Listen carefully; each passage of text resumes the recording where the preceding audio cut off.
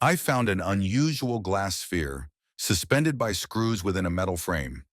The object stands approximately 25 centimeters tall, with the glass sphere measuring around 18 to 20 centimeters in diameter. Although the frame appears gold in the photograph, it is actually more of a bronze hue. The glass sphere is rotatable and seems to be removable from the metal structure, provided the appropriate tools are utilized.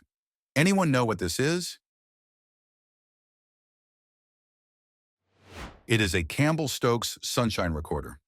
You place a strip of card into one set of grooves in the piece that curves behind the sphere, point the opposite side of the sphere towards the equator, and the sphere will focus the sunlight to burn a track on the card.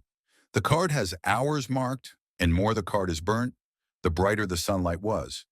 It was invented by John Francis Campbell in 1853 and modified in 1879 by Sir George Gabriel Stokes.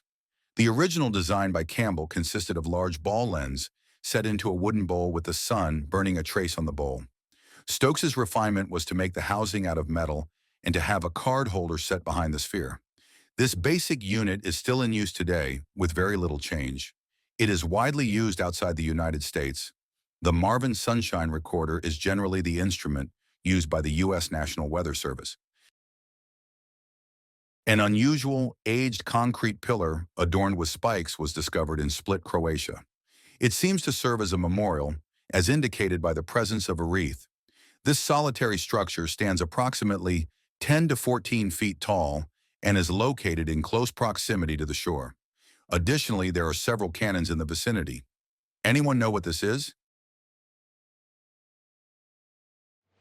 It is a sea urchin. The beach is famous for sea urchins and therefore clean sea cause they only live where it's clean. There are less of them now, so it's safe to swim. That is where the statue comes from. For all I know, there is no bigger meaning to it than as an art installation. The wreath is not always there, so I guess it is for someone specific. Couldn't find the name of the artist? I will let you know if I do. I received these as a gift from Okinawa, but they have Korea marked on the back. They appear to be made of brass or copper and are a semi-heavy metal, weighing about 14 ounces. I tried using Google image search, but couldn't find any results. Any idea what it could be? It's an ashtray. The thing on top holds a box of wooden matches. Ashtray made from the discarded brass shell case from artillery shells. Kids often died collecting the spent shells as there might be booby traps or unexploded shells. I recently moved into my new apartment, and the previous owner, an elderly gentleman approximately 70 years old, left behind an unusual glass object. It appears to be quite dusty, suggesting it hasn't been used for some time. The item stands about 7 inches tall, is made of glass, and contains an unknown orange liquid. It cannot be opened without breaking. I have held it in my hand for over 10 minutes to observe any reactions, but there were none. Over the past few months, the liquid has remained unchanged, and shaking the object also yields no results. Unfortunately, I have been unable to contact the previous owner. I have searched for terms such as old glass liquid containers, vintage glass liquid decorations, and glass ornaments filled with liquid, but have not found any relevant information. Any idea what it could be? It's a Millinger harmonic transformerator. The warning is to be careful handling the piece and wear protective gloves and glasses BC. It would give you severe burns if the liquid spilled onto your hand. This was found at the Jelgava Air Base, inside a Cold War-era aircraft bunker in Croatia. It consists of fiberglass-like strands arranged in circular sections, separated by cardboard wadding. Each section is about 1.5 centimeters tall and has a similar diameter. Anyone know what this is? During World War II, chaff, also known as window, emerged as a countermeasure against enemy radar.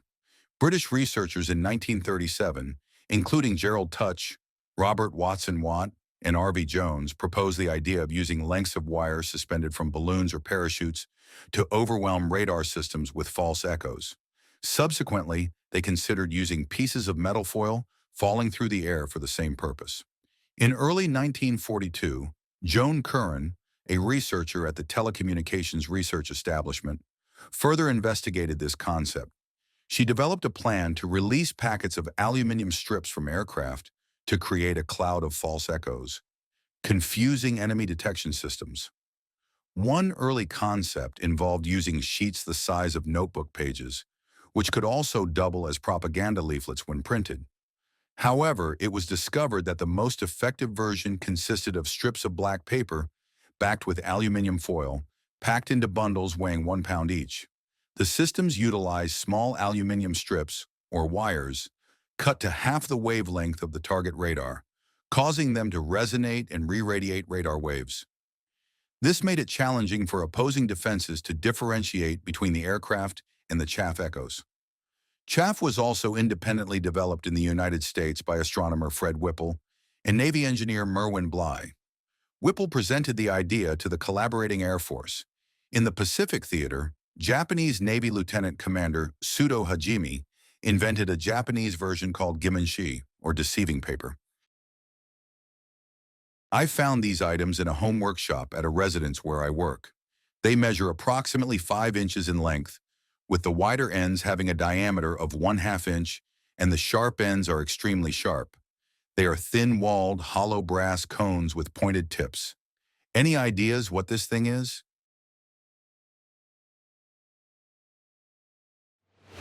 These are Thai dancer finger extensions, crafted from rolled brass. A word of caution for nose pickers. The tips are extremely sharp. Each extension is approximately 5 inches in length. My wife dug this up in the backyard garden. It's about 1.5 inches square, made of a soft metal. It looks like some kind of sad clown.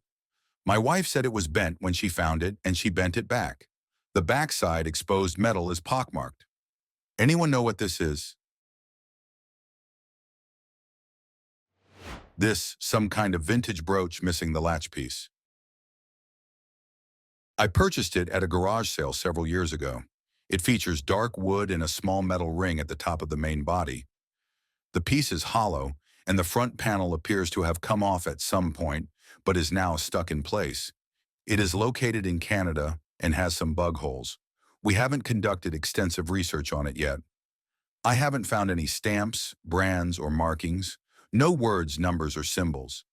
It seems to be machine-made rather than hand-carved. What is this thing?